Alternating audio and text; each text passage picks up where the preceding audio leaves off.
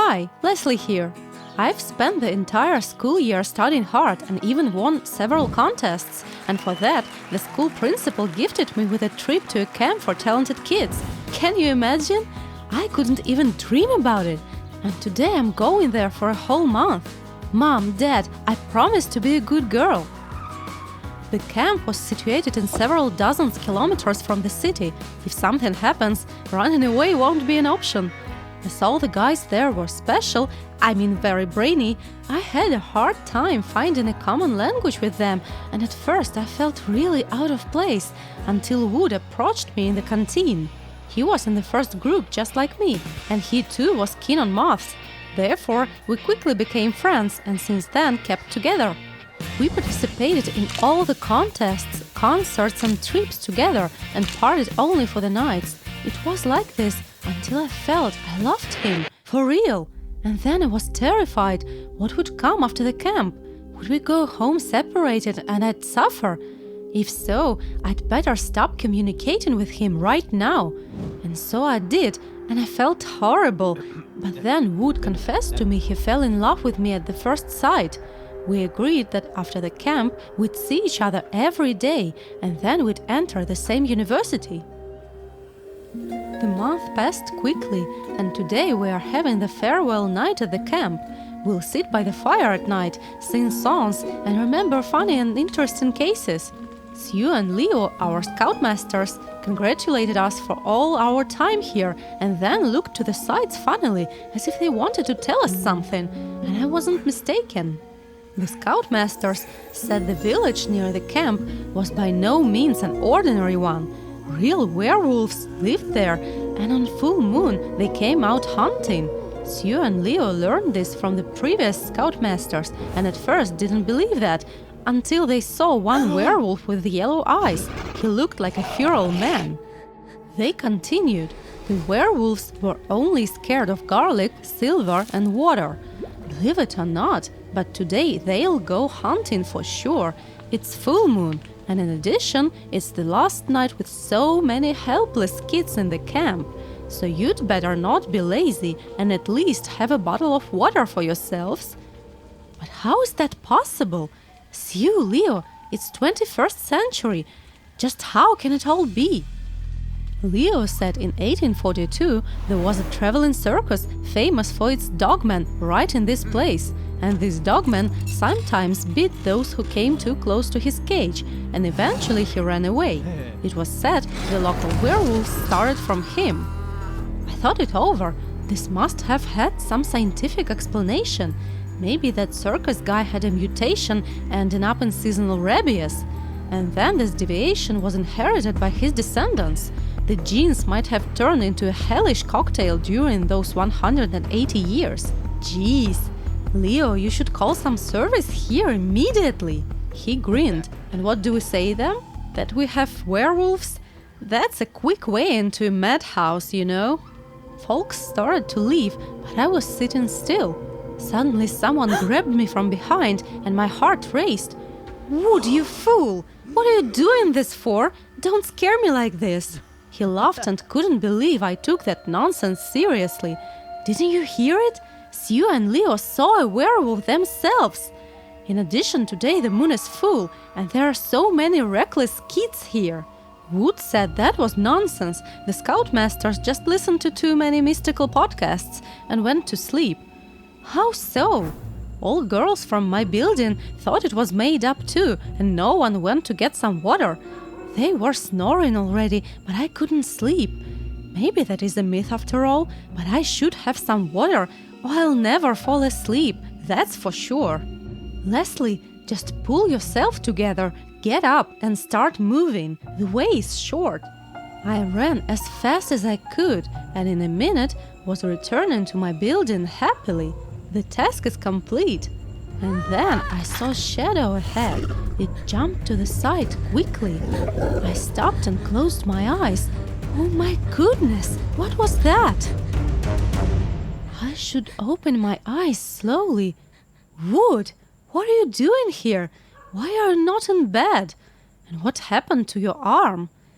It turned out he saw me through a window and decided to join me for a while. and his arm just was wounded.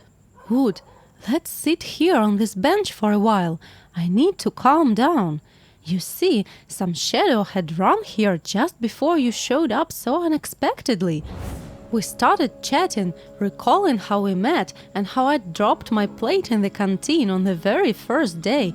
There was so much noise then. Stop! Do you hear that? Listen. Then I clearly heard howling, which sounded nothing like a dog. I turned my head to understand where the sound was coming from and cried in horror, "Run, Wood, run!" It seems to me I've never run that fast in my life. Where are we? Ah, this is the canteen. That's great. Let's find some garlic. It must be somewhere here. But Wood only laughed and said he was starving and he'd look for some food, and it better be meat. Oh, come on, eating meat at night. Look, here's a bunch of garlic. Take some to your pockets. Then Wood started breathing hard and literally dripping sweat. What's happened to you? Aren't you sick? But he replied in a metal voice, asking me to throw the garlic away. Are you insane? I felt terrified and I thought, could that be a bite and not an injury on Wood's arm? Let's see. I grabbed some garlic and threw it at Wood. He gave an inhuman squeal and rushed out. I got it. I need to escape as soon as possible. I rushed to the window, but screamed. There were 2 more werewolves. Oh no, I'm trapped. Help! The lights switched on and Sue and Leo entered laughing and holding scary masks. So those were you. Is it a joke or what? I've nearly gone mad of fear. Wood followed them. And you were great too. Really impressive acting. Didn't you feel sorry for me? That all gave me a headache. I had to sit down. Leo immediately offered to call the ambulance. No, better just let me go home right now. May I call a taxi? Sue suggested something better. There was an inspector in the camp. He was checking the panic button, and he could take me home. Wood volunteered to go with me. Thanks so much. On our way, I told the policeman everything, and he laughed his head off. It honestly looked real. Wood here can confirm. Oh, what's happened to your eyes? Did you like the video? Subscribe and give us a like. Support the channel. Thanks. Ran through the dark forest with the last of my strength. Am I lost? I can feel someone watching me from behind the trees. These creatures will find me. It all started when my parents sent me to a summer camp a month ago. I expected to find friends quickly, but by the end of the first day, everyone was divided into groups and no one noticed me. Even in the locker room, I was left alone. The other girls quickly showered, changed, and ran to the bedrooms. I was about to turn off the light when I saw a device hanging from the ceiling. Camera?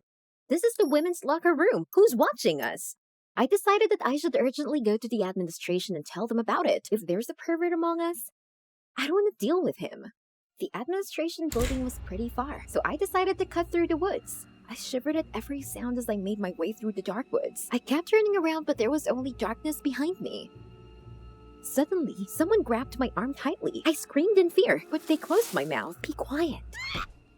An elderly couple stood in front of me. The old man said in an alarmed voice that this was their camera and asked them not to report it. A year ago, one of the girls at the camp kidnapped her daughter, Beth. The police couldn't help, so now they have to search for her themselves. The woman took out her daughter's crumpled photo. The winner of a beauty contest. They really loved her. Not like my parents. They would have been relieved if I was kidnapped. Then the missing girl's father begged for help. The woman softly sobbed. The father gave me a hairband. The only piece of evidence the police found. But forensics couldn't determine whose it was. It had too many prints. Betty's mother looked at me hopefully. I hesitated for a moment, but still. We heard distant voices. The old man and woman got nervous. They handed me a piece of paper with a number on it and disappeared. There was no more time to talk. I peered into the darkness to see if I was imagining it. My parents called me in the morning. They pretended to be worried. Said they were missing me, but I quickly turned it down. I wouldn't be here if they really loved me. Like Beth's mother and father, I must help them. Our team was preparing for a volleyball match. Everyone gathered in the locker room. I didn't like sports, but this was a chance to find out who owned that rubber band. I pretended to find it on the floor of the locker room and asked whose it was. The new girl responded. When did she arrive? The girl took the rubber band and said her name was Sandy, and haughtily added that it was a shame not to know the captain of her volleyball team. I didn't like her right away. She will definitely stop at nothing to be the first. I told Sandy I wanted to be a forward on her team and lied about being a volleyball player. Sports aren't my strong suit. As a result, I disgraced myself at the game. We lost and literally got swept. Sandy was furious about losing. She called me a sucker and pushed me. I got enough from upstarts like her at school. But now I know for sure that Sandy is dangerous. She can't control herself. After the game, I immediately called the missing Betty's parents and told them about Sandy. Watch her was all I could make out through the static. This Sandy had a finger in every pie. She was the smartest, sportiest, and prettiest. Not surprisingly, she also won a beauty contest held at the summer camp. The jury was told that they finally have another winner. And Sandy enigmatically grinned. I thought it was weird. What do they mean by finally changed? I decided to sneak behind the stage. I crouched behind the screen and waited for Sandy to say something to her friends. The girls congratulated her on her victory. It turned out that she had been second for several years. Now that Stinker isn't here, Sandy said about the previous winner and won't be here ever again? Oh my god, what if she's talking about missing Betty? Because that photo of her was at a beauty contest. Sandy couldn't stand the competition and got her out of the way. That's motive. I backed away in shock and knocked the screen down. Heck! I tried to run away, but I tripped. During that time, Sandy's squad caught up with me. I thought this was the end. Sandy pushed me to the wall. Mind your own business, okay? They threw me out the door, but I wasn't ready to give up. Sandy definitely knew something about Betty. But now I needed more evidence. In the evening, after the contest, I noticed that Sandy didn't go to her building, but turned into the woods. I had to go after her, even though my knees were shaking with fear. Sandy was walking toward the thicket with a shovel in her hand, and sometimes she'd stop and look around. What did she want in the woods in the dark? Suddenly, the phone rang. Parents! Heck! Always not the right time. I quickly dropped the call. I wish Sandy hadn't heard. But the sound was too loud. Sandy looked back and started walking toward the bushes where I was sitting. She was so close, my heart stopped. If she sees me, she'll kill me for sure. But I was lucky. Finding nothing, Sandy returned to the clearing and, judging by the sounds, began to dig. I watched her carefully from behind the bushes. She seemed in a hurry. Sandy looked around again and took a small bundle from under her jacket, tossed it into the hole, and quickly buried it. What are you hiding, Sandy? I waited for her to leave and called Betty's parents. I had to tell them what I'd seen. I could hear the beeps, but no one answered. I'll have to do it myself. I forced myself to go to the place where Sandy had buried the bundle. I raked the dirt with my bare hands and pulled out the blood-stained clothes. Oh my god! What does that mean? Did Sandy torture that girl? Or maybe she... In fright, I threw things on the ground and ran away. I wanted to get out of this camp forever. But what am I going to tell Betty's parents? I saw these things in blood. The next morning, I called the missing Betty's parents again. The number is temporarily out of service. The answering machine said, what if something happened to them too? I shouldn't have told them about Sandy. Now they might be in danger. And only I can help them. I decided to talk to her in a good way and let her admit everything. She was always accompanied by her girl squad and pretended I didn't exist. During dinner, I decided to approach her. You know, I saw something last night. I started, but Sandy interrupted me and said she didn't care what I saw. Well, Sandy, if you don't want to be nice, you've asked for it. I got a shovel from the back room and stood guard outside Sandy's room. I was lucky to find her without an entourage. You'll have to come with me. Hell no, Sandy said, but I threatened her with the shovel and dragged her into the woods. Every step I took, I became bolder, even more desperate. When Sandy tried to run away, I tripped her and she fell to the ground. She'll know how to mess with me.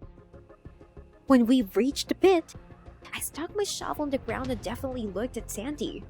I know what you did. You're the one who kidnapped that girl. What girl? Sad Sandy. I told her about Beth's disappearance and told her not to deny it. I have all the evidence on my hands. The rubber band, the beauty contest that she was prevented from winning, the bloodstained things in the woods. You must have seen too much whodunit films, right? Sandy said nervously. She said she just liked the hairband, so she lied about it being hers. The competition was previously won by the camp director's daughter, and now she's too old to come here. And there is no blood on the things. She smeared everything with paint to scare the younger teams. Sandy's words sounded plausible, but why should I believe her? Tell that to Beth's poor parents, I said, and pointedly looked at the shovel to scare Sandy. Suddenly, Sandy thought about it, and she said the story seemed very familiar to her. And continued, there is a camp legend about an old couple from the forest. They're looking for their daughter's killer, and each time they come back to take a new girl with them. What nonsense! I said they were stories for babies, but Sandy didn't seem to hear me. Startled, she looked into the thicket and backed away. It's not a legend, she yelled. Where's she looking? I turned to see an old couple standing behind me. Their eyes eerily glowed in the dark. My God! I ran as fast as I could toward the camp. Terrified, I ran to the buildings and turned around. The creatures were coming fast. Their eyes burned. I slammed the building door in their faces and rushed to my room on the second floor. I was packing my things when I heard a rattle. When I turned around, I saw their ugly faces. They tried to get in through the open window. I grabbed my phone and ran through the service exit straight into the woods. I don't know how long I ran, but suddenly I came to a clearing. There were guys from junior teams sitting by the fire. Their camp counselor was telling a story that it's forbidden to go to the forest at night. There live an old man and an old woman. They search for girls who look like their daughter and take them into the darkness. The poor thing who fell into their clutches will never get out of this camp. I ran to the counselor. Help! But he didn't notice me. No one noticed. Hey, I'm here! The old man and the old woman were getting closer, but I ran to the bloody camp again. Someone please save me! In a panic, I dialed my real parents' number. Subscriber unavailable. The last thing I remember is a terrible rattle coming from behind me. I hope my parents don't forget me. I opened my eyes. It was sunny and pleasant outside. Couldn't help but smile.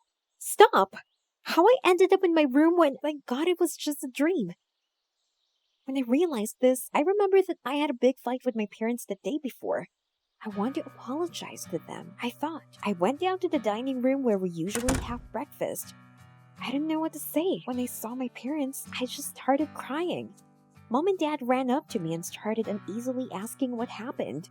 All I could say in response was that I was fine. Everything is fine as long as my parents are with me. And I hugged them tight.